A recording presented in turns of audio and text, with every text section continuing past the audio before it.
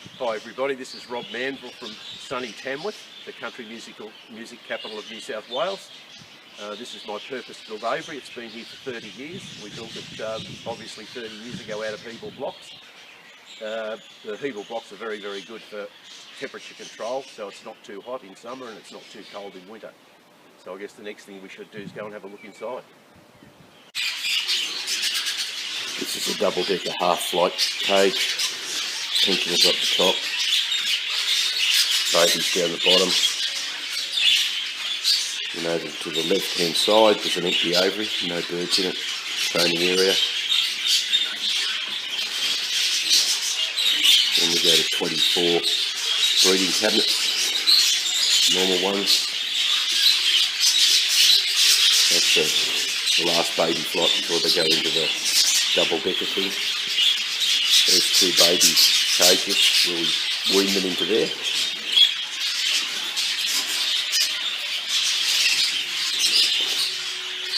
Some wire cages down the end, there's 6 of those in case I need them. And this is the 2 flights, babies over on the right.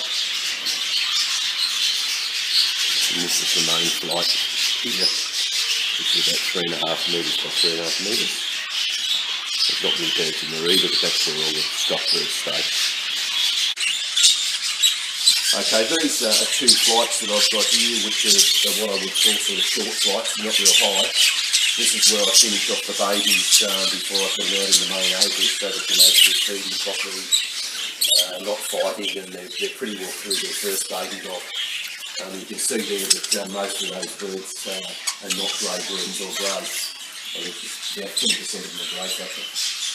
This top flight, which is above the other one, is just pensioner birds that end up in there that have lost feathers and whatever. Like the little pie that's up there, he's 8 years old, which is a lovely bird. All the pies that are here, and there's not many at the moment, they would be out of them. But again, they can't survive out in an aviary, so I'll just leave them there and they live their lives out here.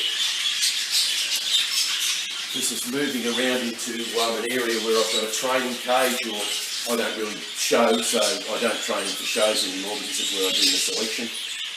You'll see that it's made out of whiteboard, so you can use whiteboard markers on it. You see the rings that are up there, and so if I'm doing a cull, this is where I'll put them, and then I'll go through and see what they're out of, and see whether they work for me or not. Then this is a flight. You can see I don't carry many birds, because there's no birds in this flight at all. Normally what I do is when I select the better of the babies going here, so they fly out, plenty of room, they can fly from one end to the other. That's about 5 metres long. I think it's 1,500 or 5 feet wide, and goes to the roof. But remember, this is all 30 years old. Well, this isn't actually, this is a recent add-on. This is only 25 years old. Okay, these I'm right in the middle of the breeding season at the moment, or sort of 2/3 the way through it. So what I do is I put them, these are the first weaning flights, or weaning cages, so I just put them in there, and I try and keep all birds at the same age together. Some really nice babies in there, they're just been weaned this lot. So once they go from there, probably about a month later, that's a nice little grey green there. I'm very, very happy with him.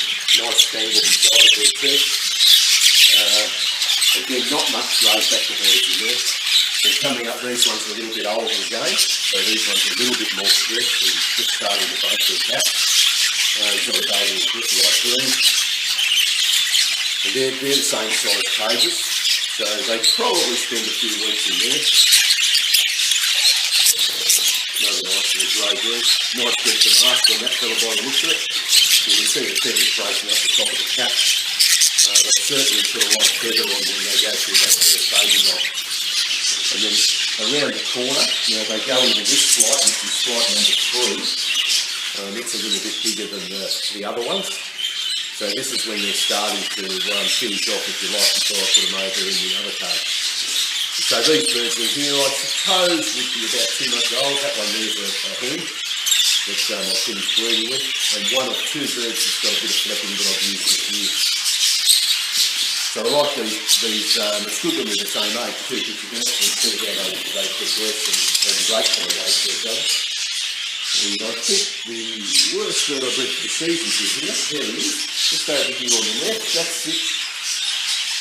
Cinnamon opal wing, light green fin.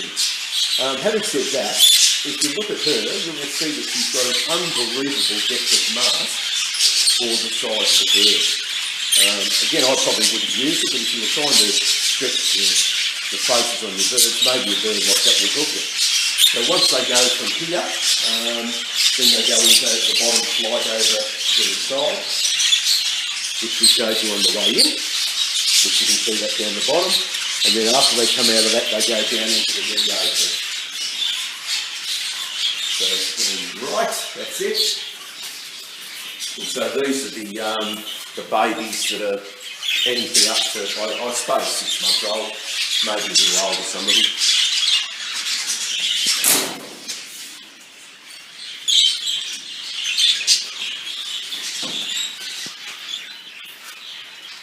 And a lot of nice birds in here that I'm sort of happy with. As I said, it takes a while for these. My birds are a bit of a slow developer, so it takes about 12 months before you can say, okay, well that's definitely not going to be used. A few overleaves down there I'm working on. We're about 5 years into the work that I'm doing on them. They don't be doing very near where they should be. Nice little light green down the bottom here, starting to push through.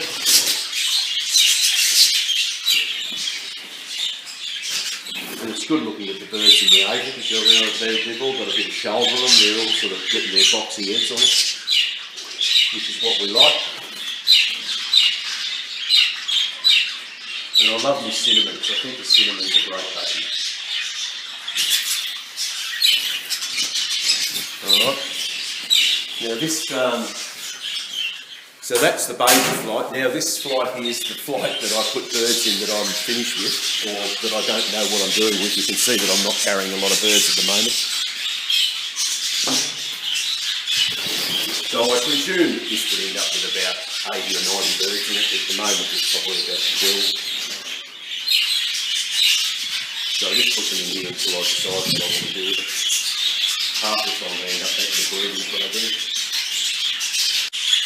Alright, this is my main flight. As it turns out, you can see that I'm carrying a stack of birds in here, probably about 10. These are hens that I've probably finished, as they're not used for this season, and they're back down in the oven, and maybe 3 or 4 spare cock birds. So the rest of them are either down breeding or they're not here anymore. So you can notice the perches in that are sort of like the European type perch system. So they're an A-frame hen, so you get twice as many perches in such a short space. This was obviously copied off some of the European aviaries I saw 30 years ago. But yeah, inside easy to look after, reasonably easy to clean. It's never been painted in 30 years. This is what you see is what you get. And whoever invented those things down there, thank you very much. I don't know where I saw them. It was on YouTube or Facebook or something. And it's just a dream come true. I can't believe how good they are to keep things up off the floor. Alright, these are the breeding cabinets. These are just half a dozen all-wire ones. I used to have a lot of these because I just have a couple if I need a bit of an overflow. I've got 24 normal cabinets, which that's these guys here. They're about 30 inches long, 15 deep, and I think about 17 inches from top to bottom. You'll see here at the moment I've got all different nest boxes on there. I'm trying and mucking around with different things. I never settle on anything at one particular point. These nest boxes are sort of very, very big, and I go through spaces and whatever. That's an interesting pair. You could ask me about that later.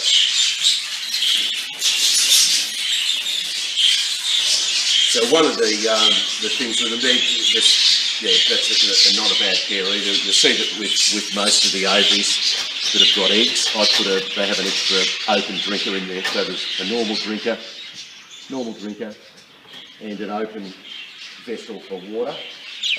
That way the birds can get in and bath and put the water and get the moisture into the eggs that they need. You've got to remember where we are. It's a very, very dry climate. So they do need a bit of moisture.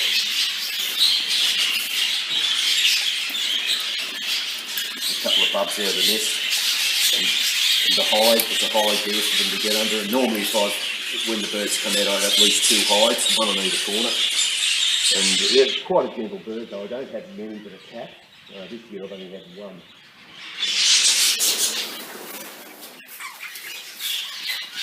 Just a finished pair.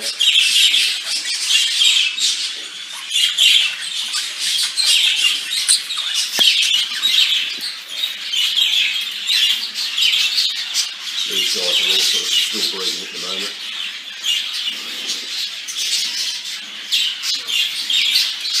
Oh, there's just some fake eggs. The big eggs are the famous menace egg.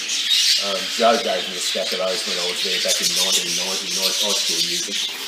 So when a baby hatches, I put one of the big eggs in, and that sets the hen up off the baby and doesn't allow them to be squashed. I don't know where else you can get them. I've actually seen them in Belgium, which I picked up a few more, but I haven't seen them here. So I think a chicken dummy egg would be probably alright.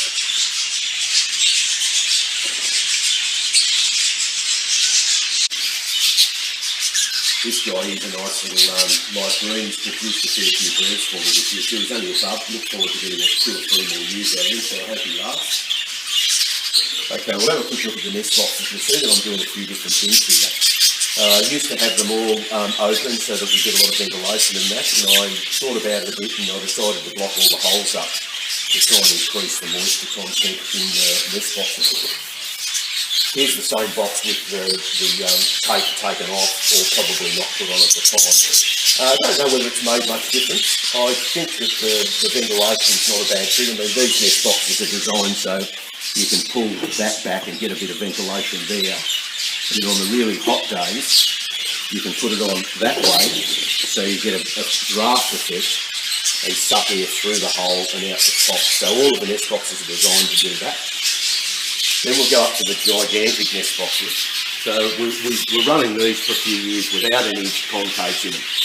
And it works for a few of my friends in the UK, but I can't get it to work properly for me. For some reason here the birds want to bury everything. So you end up with the eggs buried in the litter, if you like. So what we do with this is we're probably up this high. I'll show you some babies in here. So we're about this high with the concave now. And what we will do is before these birds are ready to come out of the nest, we'll be way down here so that they can't get up to the hole. So we try and keep in the nest box as long as we possibly can. If you've got any questions about that, you can ask me that later. There's a few bubs. I think there's 4 in there. Various age. One of them there's exciting because it's a yellow face, which we like to see a bit of yellow face when you haven't had any for years. Nice clean nest box too. Okay, so this is the big nest box, and this is what we've done. The reason it's got no holes at all, it's nice and easy to keep clean. This thing I can do it with a gurney. So what we've done in here is we've increased the height,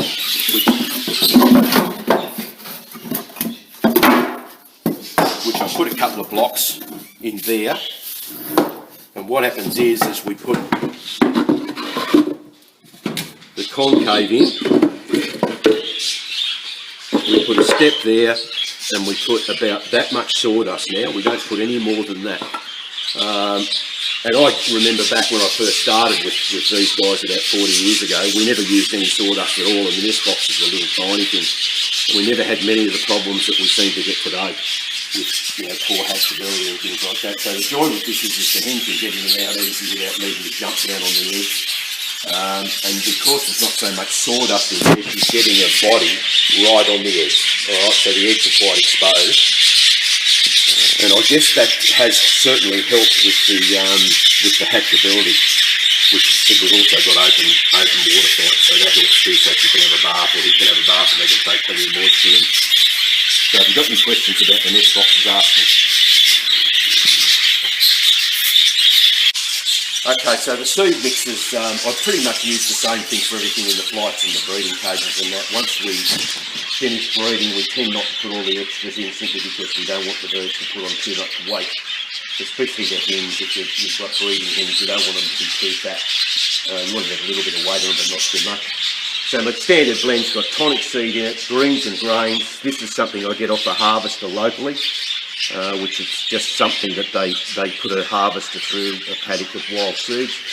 We use whole oats, and then we use another bit of sunflower, and that's just a straight off the farm blend with the whole lot mixed in. So to a bucket that size, I put about a cupful of the others and stir it up and feed it straight out. So that's that side of it. Now, this is where it starts to get complicated.